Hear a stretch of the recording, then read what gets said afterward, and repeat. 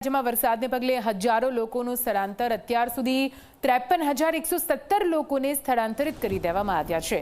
વલસાડમાં જ્યાં પૂરની પરિસ્થિતિ ત્યારે વલસાડમાં પણ 21,028 લોકોનું સ્થળાંતર થયું છે। નવસારીમાં પણ 16,000થી વધારે લોકોનું સ્થળાંતર કરવામાં આવ્યું। સુરતમાં પણ 8,586 લોકોનું સ્થળાંતર કરાયું છે। અમદાવાદમાં પણ જે પ્રકારની પરિસ્થિતિ હતી ત્યારે સંકટની વચ્ચે 2,381 લોકોનું સ્થળાંતર થયું છે। રાજ્યમાં ભારે વરસાદમાં ફસાયેલા 8,080 લોકોનું રેસ્ક્યુ કરવામાં આવ્યું હતું, તેમને બચાવી લેવામાં આવ્યા છે। વધુ માહિતી સાથે સંવાદદાતા હેતલ જોડાઈ ગયા છે ફોનલાઈન પર। હેતલ, રાહત અને બચાવ કાર્ય પૂરપાટ ઝડપે પૂરા ગુજરાતમાં ચલાવવામાં આવ્યું હતું, જ્યાં પણ લોકો ફસાયેલા હતા તેમનું સ્થળાંતર એક આંકડો સામે આવ્યો છે, શું કે આંકડા કહી રહ્યા છે હેતલ?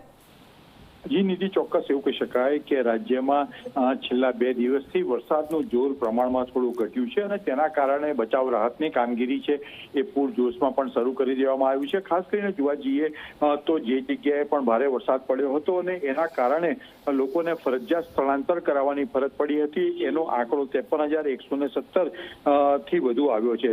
સ્વાભાવિક છે કે સૌથી વધુ દક્ષિણ ગુજરાતમાં વરસાદ પડ્યો હતો અને દક્ષિણ ગુજરાતમાં વલસાડમાં 21,000થી વધુ લોકોનું સ્થળાંતર છે, જ્યારે નવસારીમાં 16,000થી વધુ લોકોનું સ્થળાંતર કરવાની ફરજ પડી છે। જ્યારે સુરતની વાત કરીએ તો સુરતમાં 8,586 અને અમદાવાદમાં પણ 2,381 લોકોનું સ્થળાંતર કરવાની ફરજ પડી છે।